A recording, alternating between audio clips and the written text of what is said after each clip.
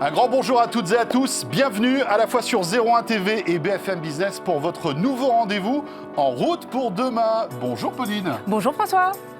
Avec au sommaire, cette semaine pour ce deuxième numéro, on va parler encore de l'une des voitures électriques stars du moment, c'est la Model 3.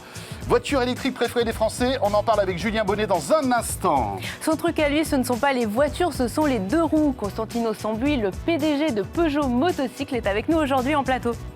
Eh bien, tu sais quoi, nous allons parler aussi de vélo tout à l'heure, avec un VTT, le Canyon Spectral. C'est un joli nom, et c'est Dimitri Charitis qui a parcouru les forêts de la région parisienne pour nous. Et alors François, une petite capsule, on serait tous les deux, ce serait électrique, on pourrait se déplacer en ville. C'est le projet Urban Loop, c'est un projet qui est développé à Nancy et c'est Julien Rizzo qui sera en plateau pour nous en parler. Formidable, avec un petit verre à la main dans l'Urban Loop, ce serait tout pas mal. Tout à fait, on serait bien pour un samedi. Eh bien écoutez, bienvenue, c'est parti pour En route pour demain sur 01 TV et BFM Business.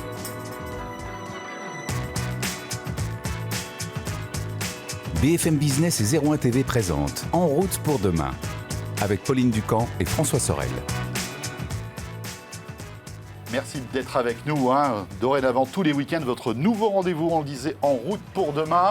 Et Pauline, on va évoquer maintenant l'une des voitures électriques préférées des Français. Oui, c'est un peu une petite surprise François, puisque jusqu'à présent, la voiture la plus vendue en France, la voiture électrique, c'était la Renault Zoé. Et puis là, depuis le début de l'année, elle est arrivée, la Tesla Model 3, et c'est elle qui a raflé le top des ventes, le numéro 1. Elle s'est fait doubler notamment à partir du mois de mai. Alors Julien Bonnet, vous êtes journaliste automobile, mobilité pour BFM Business. Alors comment on explique de voir cette américaine passer devant notre championne nationale, la Zoé ? Oui, finalement, c'est la confirmation d'un succès attendu. En fait, on est à peu près à 8000 ventes depuis le début de l'année. Et donc, la Zoé, pour se rendre compte, c'est 7440 ventes. Et dans le trio tête, on retrouve aussi une autre petite française, la Peugeot i208. Donc, il faut rappeler qu'on est en forte période de progression des ventes de voitures électriques, donc portées, bien sûr, par toutes les aides qu'il y a actuellement. Et finalement, c'est une consécration pour la Model 3. Alors, il y a plusieurs facteurs, mais c'est vrai que les ventes d'électriques, elles progressent, mais elles se sont un peu tassées depuis le début de l'année. Oui, parce qu'on parle de chiffres quand même qui sont somme toute assez faibles. 8000 voitures par-ci, 7000 voitures par-là. Complètement. Ça reste des petits volumes. Le marché, là, depuis le début de l'année, c'est 7% du marché du neuf. La vraie motorisation qui a le vent en poupe en ce moment, c'est l'hybride. On passe à pratiquement une vente sur 4. Alors, c'est lié principalement aussi au fait que la plupart maintenant des moteurs essence sont passés en ce qu'on appelle l'hybridation légère. Et ça, c'est intégré dans la catégorie hybride. Donc, c'est une petite subtilité, mais finalement, ça fait un peu grossir ce qu'on appelle hybride, parce que ça va vraiment de l'hybridation très légère à l'hybride rechargeable qui, lui, permet de rouler en 100% électrique. Oui, ce qui n'est pas du tout la même chose, rappelons-le. Absolument quand même. pas. Et puis Julien, c'est vrai qu'on pense aussi les hybrides et les voitures thermiques. Il y a eu aussi plus largement, qui a perturbé tout le marché, c'est la crise, la pénurie des semi-conducteurs. Et Tesla, lui, il est plutôt épargné. On ne les a jamais entendus arrêter la production de leurs véhicules. C'est ça. Pour le moment, ça a été plutôt limité du côté de chez Tesla, en tout cas officiellement. Chez Renault, il y a des petits doutes. En début d'année, on parlait par exemple de problématiques au niveau justement des semi-conducteurs. On sait que certains constructeurs ont dû stopper la production de certains modèles ou renoncer à des écrans, par exemple. Et c'est vrai que dans une Zoé, la dernière génération, où il y a quand même pas mal d'écrans, ça peut avoir joué aussi sur un problème au niveau de l'offre. Après, c'est vrai que la Model 3 aujourd'hui, elle arrive en force. Elle est aussi sur un positionnement complètement différent de la Zoé. La Zoé, c'est une citadine polyvalente. La Model 3, c'est une berline compacte. Donc, on a aussi quand même un autre véhicule dans l'offre actuelle. Un mot, Julien, quand même, sur l'agilité commerciale de Tesla. C'est des petits malins chez Tesla, parce que finalement, ils s'adaptent aussi au marché des pays. Effectivement, en France, on avait cette limitation des 50 000 euros pour pouvoir bénéficier du bonus plein pot de 7 000 euros. La Tesla Model 3 était bien au-dessus. Eh bien, ils se sont dit, c'est pas grave, on va la baisser pour que, justement, les futurs acquéreurs puissent bénéficier de ce bonus. Et c'est peut-être ça aussi qui a fait accélérer les ventes. C'est exactement ça. En fait, depuis le début de l'année, Tesla, il commercialise une version d'entrée de gamme de la Model 3. Alors, c'est encore plus subtil, parce que le plafond, il est à 45 000 euros. Et Tesla a mis son prix de départ de la Model 3 à 43 800. Donc, vous avez le droit, pour ça, à qu'une seule option. Et on n'est pas loin de la Zoé, finalement, quand on commence Oui, c'est ça, parce que finalement, alors la Zoé est quand même un petit cran en dessous, mais c'est vrai qu'il faut rappeler pour une prestation aussi différente. On est à peu près un peu plus de 30 000 euros pour une Zoé, ce qui est quand même assez cher, mais c'est vrai qu'en ce moment, les aides, ça permet de relativiser un peu aussi tout ça.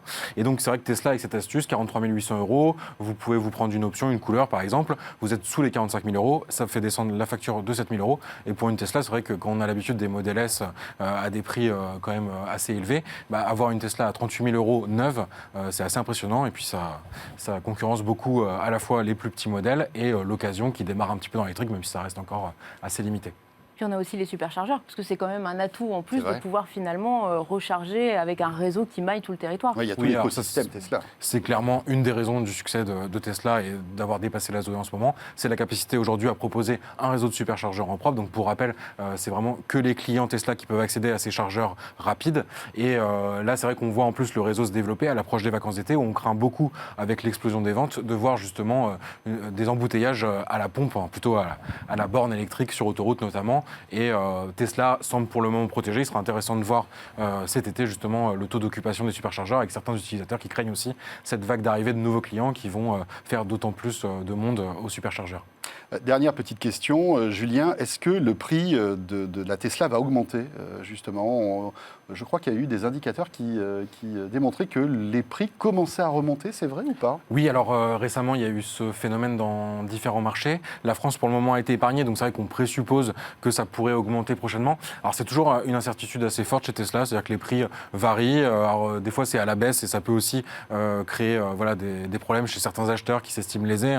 On se souvient que justement, au moment de commercialiser cette version d'entrée de gamme, Tesla avait globalement baissé les prix de tous ses modèles et certains clients qui avaient acheté la voiture quelques mois juste avant s'estimaient logiquement lésés et pensaient tout de suite prix de revente.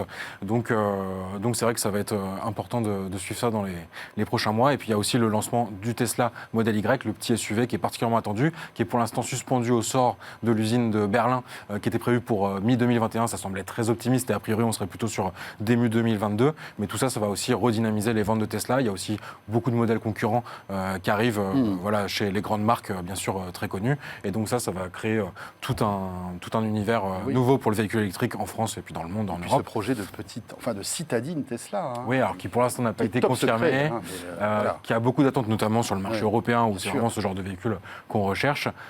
Et puis il faudra voir si ça peut être une clé pour Tesla pour garder son leadership à l'avenir. Donc on va continuer de scruter les ventes de Tesla sur les prochains mois. Tous les matins avec Pauline, on regarde ça. C'est notre On va pas indicateur à nous. C'est notre indicateur, notre horoscope à nous, notre météo à nous finalement. Merci beaucoup Julien. Julien Bonnet, journaliste donc à BFM Business. On revient tout de suite avec notre invité. On va parler de scooter. BFM Business et 01 TV présente En route pour demain, l'invité. Alors aujourd'hui, nous recevons Constantino Sambuy. Bonjour, merci beaucoup d'être avec nous. Alors vous travaillez pour Peugeot, vous êtes directeur général, mais pas Peugeot du côté des autos, mais Peugeot du côté des motos, des deux roues, des scooters. Alors, est-ce que vous pouviez nous expliquer un petit peu Peugeot Motocycle? Qu'est-ce que c'est justement par rapport à Peugeot qu'on connaît dans l'automobile depuis très longtemps, qu'on connaît aussi dans les moulins à poivre et tous les ustensiles de cuisine, mais c'est vrai qu'on ne pense pas forcément à Peugeot quand on pense deux roues. Absolument. Vous savez, la marque Peugeot existe depuis plus de 110 ans et les motocycles existent depuis 1898. Ça veut dire qu'on est là depuis plus que 120 ans. On est dans le berceau de la marque en Franche-Comté, à Mandeure. Et depuis ce jour-là, on fait des motos, on fait des scooters, on a fait des cyclomoteurs, et toujours basé à Mandeure, avec le siège social à Mandeure. Mais quel est le rapport que vous avez avec Peugeot Automobile? Absolument. On était bien en division du groupe PSA, disons, jusqu'à 2015. En 2015, la marque était, et toute l'usine, était vendue à 51% à un nouveau actionnaire qui s'appelle Mahindra indien. Et en 2019, on est passé 100% du groupe indien Mahindra. D'accord, donc alors Peugeot... on a encore une relation très forte avec le groupe Stellantis aujourd'hui. On est bien encore Peugeot. Mais on a changé d'actionnaire complètement. Donc il n'y a plus d'actionnariat français de PSA dans Peugeot Motocycle, en fait. Absolument. Aujourd'hui, on est 100% indien, même si on est complètement basé en France. D'accord, bien sûr. Justement, avec toujours l'ADN Peugeot. Quelle est la place de la France dans votre stratégie mondiale retravaillée avec Mahindra? Écoutez, la France, c'est notre marché domestique et ça reste notre marché domestique. Aujourd'hui, ça représente plus ou moins 25% de notre vente encore. Même si avec les marchés globaux, peut-être ça va diminuer dans le futur. Mais quand même, ça reste notre DNA, ça reste, le staff, ça reste français, à part moi. Mais quand même, on est bien avec des grosses racines en France. Les développements de produits est bien fait ici. On a des usines aussi en Chine. Mais quand même, on est bien implanté en France et ça reste notre expérience tous les jours. Alors Constantino, présentez-nous un peu Peugeot Motocycle. Quels sont vos produits stars et quel type de 2 roues fabriquez-vous? On produit de 2 roues et on produit de 3 roues.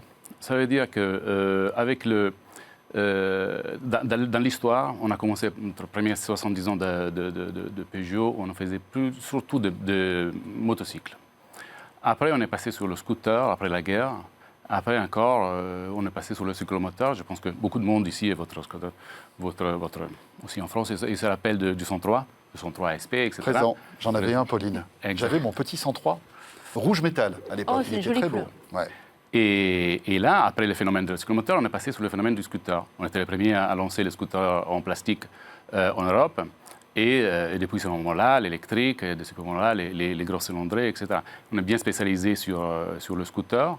Là, on rentre clairement avec le mouvement qu'il y a dans la mobilité dans l'électrique et dans la moto de petits cylindrés. C'est-à-dire qu'on est en train de rebousculer sur toute la mobilité urbaine.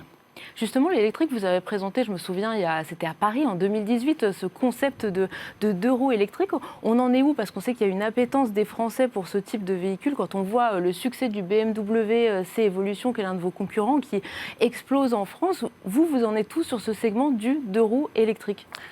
Écoutez, l'électrique, c'est tout un jeu à avoir. C'est vrai que c'est une explosion, tout le monde en parle beaucoup. Aujourd'hui, c'est surtout focalisé en termes de last mile delivery, en termes de livraison. Ça c'est la grande opportunité aujourd'hui et c'est où le développement des ventes sont. En termes de clients, ce n'est pas encore arrivé. Ça veut dire qu'on n'a pas encore cette convergence entre le prix du thermique et le prix de l'électrique. Pourquoi? Parce que l'électrique est beaucoup trop cher aujourd'hui par rapport à un scooter équivalent thermique? C'est ça le souci? Absolument. L'entrée, dans un scooter, on rentre au moins de 2 000 €. Sur l'électrique, on a encore 3 000, un peu plus, à même fonctionnalité, à même performance, on est même 3 500. Ça veut dire qu'on est encore 50-70% plus cher. Et c'est la batterie qui fait que Et le c'est prix... surtout la batterie. Cette différence de prix, c'est lié à la batterie? On fait le bonheur de constructeurs de batteries. Parce que nous sommes une batterie avec 2 roues et ça, c'est 40% de notre coût du produit, c'est encore la batterie. Mais on sait que, évidemment, plus on va fabriquer de batteries, plus on fabriquera de scooters électriques, plus les prix baisseront. Enfin, on peut imaginer que c'est l'équation industrielle, logique. À votre avis, est-ce que demain ou après-demain, on aura des scooters électriques au même prix qu'un scooter thermique équivalent? Ça pourra arriver, ça? Écoutez, c'est pas que c'est pas arrivé. Ça va arriver, c'est sûr, 100%. Nous, on va déjà à 2030, notre marché de 2 roues à 70% électrique. 2030. 2030, 70% électrique. Aujourd'hui, on est à moins de 5%. Qu'est-ce qui se passe? C'est clair qu'il y aura les coûts qui vont baisser, mais surtout, il y a les coûts de thermique qui vont augmenter avec les réglementations qui sont arrivées, l'Euro 5, l'Euro 6 qui va arriver en fin de la décade, et tout ça va augmenter aussi. Alors, c'est là qu'il y aura une convergence. Est-ce qu'on va rester au moins de 2 000 €? Ça, on va voir. Est-ce que l'autonomie est un problème aujourd'hui des scooters électriques ou pas, finalement, quand vous faites des sondages auprès de vos clients? Ça dépend de votre budget. Si vous mettez beaucoup d'argent et ça veut dire que vous achetez beaucoup de batteries, l'autonomie, ce n'est pas un problème. Mais si vous voulez rester à un prix accessible, ça reste un souci. C'est pour ça que le succès de l'électrique aujourd'hui, c'est dans les flottes, c'est dans les deliveries. Ça veut dire que si vous utilisez le véhicule pour la livraison, 10 heures par jour, ça vous coûte, au kilomètre, ça ne vous coûte pas beaucoup. Vous l'utilisez d'aller faire 3 km aller au boulot, ça vous coûte encore un peu plus cher. Mais est-ce qu'il y a des aides? Parce qu'on sait que pour l'automobile électrique, notamment, c'est ce qui incite aussi un certain nombre d'automobilistes à faire le switch et à passer du thermique à l'électrique. Ce sont les aides. Est-ce qu'il y en a justement sur les 2 roues, sur les scooters électriques? Il y en a absolument.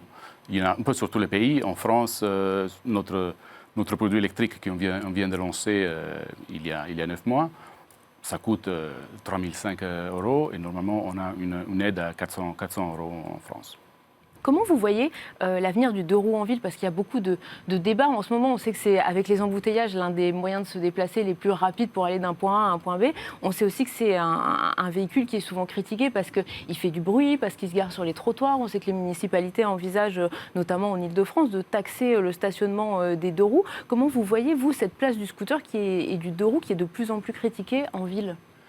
Écoutez, la voiture, le vélo, le 2 roues motorisées ont tous leur rôle. Ce qui a amené, si vous voulez, le Covid, c'était vraiment il a ouvert la tête des gens à dire de quoi j'ai besoin.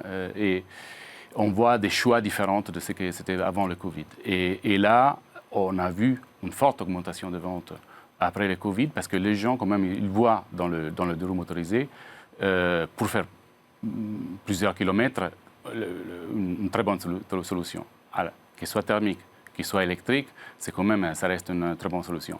Sur le parking, c'est un sujet chaud en ce moment. On va voir qu'est-ce que ça donne, mais clairement, si les clients veulent bouger en deux roues, il faut le garer quelque part. Très bien, merci beaucoup pour toutes ces précisions. Voilà, c'est un marché passionnant, hein, le deux roues, et on a un acteur français. Vous représentez quelle part de marché aujourd'hui dans le monde du deux roues en France? Selon le segment, disons dans le cyclomoteur, on est à 20%, dans le 3 roues, qu'on vient de lancer, le Metropolis, on est autour de 20%, et dans la 125, on est un peu plus petit, mais c'est là qu'on va voir de nouveaux produits qui vont arriver de Peugeot dans le futur. Merci beaucoup Costantino Sambuy. Rappelons que vous êtes donc le directeur général de Peugeot Motocycle. Merci d'être passé par le plateau de En route pour demain. Pauline, maintenant on va parler vélo et attention, un VTT, du trail, du haut de gamme. Voici l'essai du Canyon Spectral avec Dimitri Charizis de la rédaction de 01net.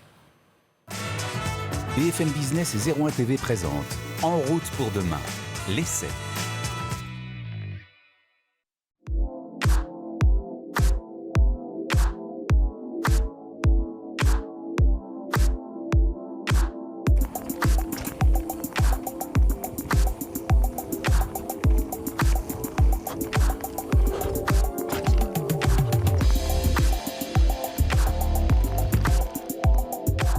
Le test d'aujourd'hui, il est plutôt physique, mais il fait plaisir. On a en test le Canyon Spectral On. C'est le VTT électrique le plus haut de gamme de chez Canyon et laissez-moi vous dire que c'est un monstre. Il faut savoir que chez Canyon, la grande révolution du Spectral, elle a eu lieu l'an dernier, quand le vélo a adopté une batterie intégrée à son cadre, qu'il a aussi changé le triangle à l'avant pour passer en carbone, gagner 1 kg. Et au final, c'est cette fois-là où il a le plus évolué. Néanmoins, l'an dernier, Canyon n'avait pas changé de moteur, tout simplement parce que Shimano n'avait pas sorti sa dernière production. Donc la nouveauté de cette année, c'est le même vélo, donc le Spectral On, tout ce qu'il y a de plus classique, avec un moteur EP8 de Shimano, et vous verrez, ça change beaucoup de choses. On a donc là avec nous la version la plus haut de gamme de ce Canyon Spectral On, et en fait de toute façon c'est un vélo très haut de gamme à la base. Ses tarifs vont de 4 000 à 7 500 € en fonction du niveau de finition et donc de l'équipement qu'il va embarquer, mais déjà on peut s'attarder sur le travail qui a été fait. Tous les câbles passent dans les tubes du vélo, il y en a très peu qui ressortent, tout est super bien fini. Alors c'est un vélo évidemment à suspension intégrale avec à l'avant comme à l'arrière 150 mm de débattement. Donc évidemment sur notre version de test on a l'équipement le plus haut de gamme qui soit, une suspension Fox 36 à l'avant et à l'arrière. La transmission c'est du Shimano Xter, là aussi du très très bon. Au final, sur ce vélo là, l'équipement, il n'y a vraiment pas grand chose à dire. Canyon a fait appel au meilleur et l'a doté de ce qui se fait de mieux sur le marché.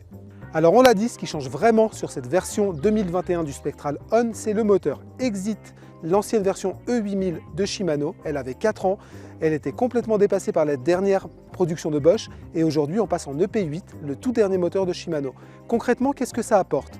Tout simplement une meilleure assistance. Les 80 Nm de couple, ils sont disponibles dès le démarrage, c'est sûr, mais de manière progressive.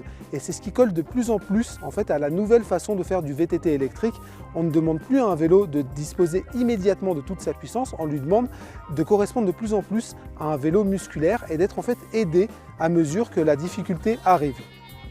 Sur cette EP8, il y a 3 modes d'assistance. On a un mode d'assistance éco qui permet de sauvegarder la batterie et de faire travailler ses jambes. On a le mode trail qui est celui que nous on a le plus utilisé ici. Et puis ensuite il y a le mode boost qui est réservé. Alors vous pouvez l'utiliser évidemment tout le temps, qui est très utile, notamment quand ça monte vraiment sec. Et là pour le coup le vélo s'envole littéralement. Et bien sûr, du côté des roues, on a une approche assez moderne du VTT avec des roues de 29 pouces à l'avant et 27,5 à l'arrière. Alors côté pratique, qu'est-ce que ça donne? Clairement, c'est un quasi sans faute de la part de Canyon. Il y a vraiment très peu de choses à reprocher à ce vélo. On a énormément apprécié rouler avec autour de nous. Ça a été un plaisir, il est très dynamique, il est très joueur, notamment en descente, on s'est éclaté. Après en montée, il a tendance à cabrer un tout petit peu, mais j'imagine qu'avec un peu plus d'exercice et avec l'accoutumance, ça doit encore s'améliorer. Clairement, ce vélo, il est vraiment top et c'est normal compte tenu de son prix.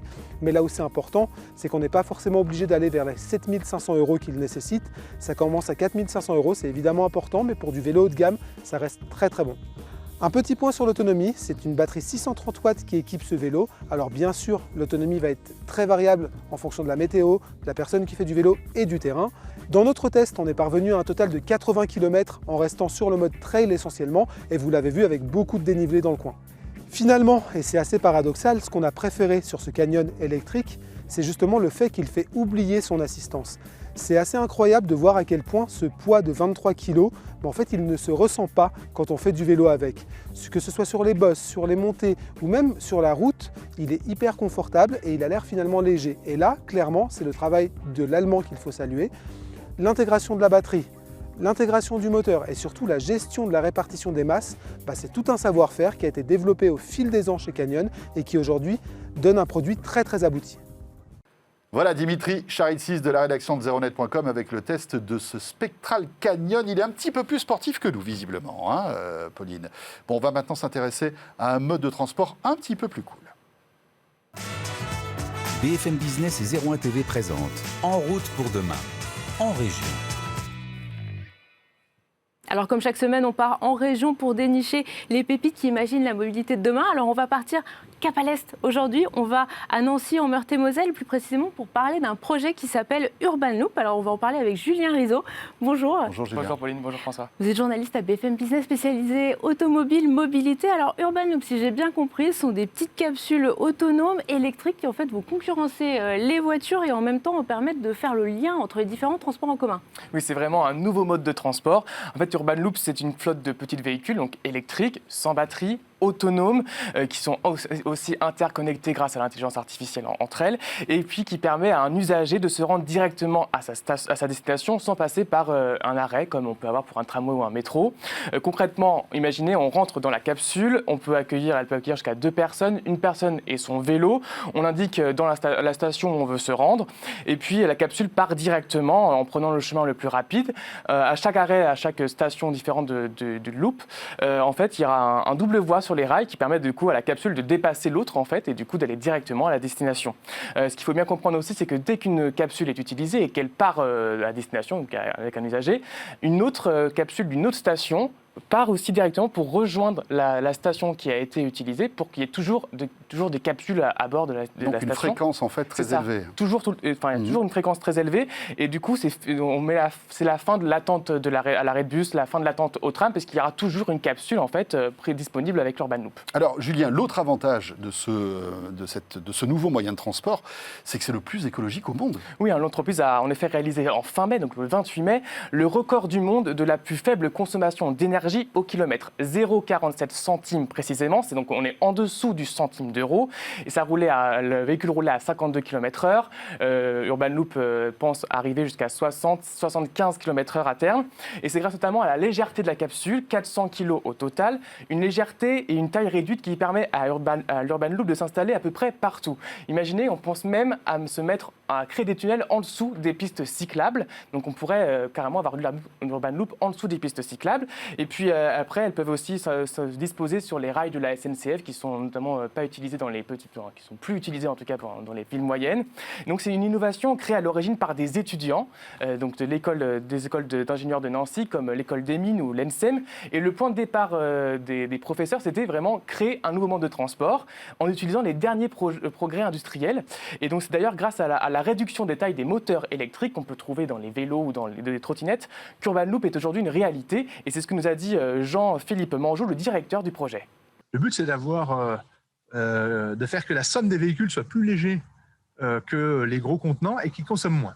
Et aujourd'hui, ça devient possible, notamment avec les progrès qu'il y a eu dans ces vélos électriques, ces moteurs électriques, qu'on trouve dans les vélos électriques, dans les trottinettes, dans les Segway, etc. Aujourd'hui, une flotte de petits véhicules, ça ne va pas consommer plus qu'un gros véhicule, puisque 30 scooters électriques, ça consomme moins qu'un bus vide en cycle urbain. Et c'est ce nouveau paradigme qui est contre-intuitif et Et c'est pour ça que les gens pensent, voilà, si on a plein de petits véhicules, ça va consommer plus qu'un gros. Et la réalité aujourd'hui, ça n'est plus ça. Ça l'était vrai du temps des moteurs thermiques, mais avec ces petits moteurs électriques, la donne est différente. Donc c'est vraiment une nouvelle innovation de mode de transport.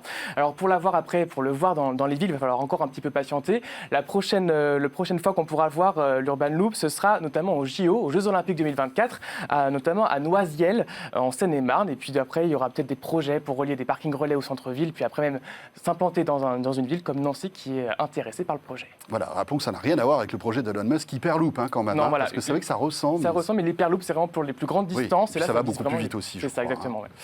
Merci beaucoup Julien et à bientôt. Et bien voilà, ce deuxième numéro de En route pour demain est terminé, Pauline. Et oui François, on se retrouve donc la semaine prochaine.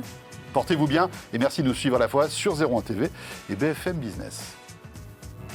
En route pour demain, l'innovation de la mobilité sous toutes ses formes. Pauline Ducamp, François Sorel.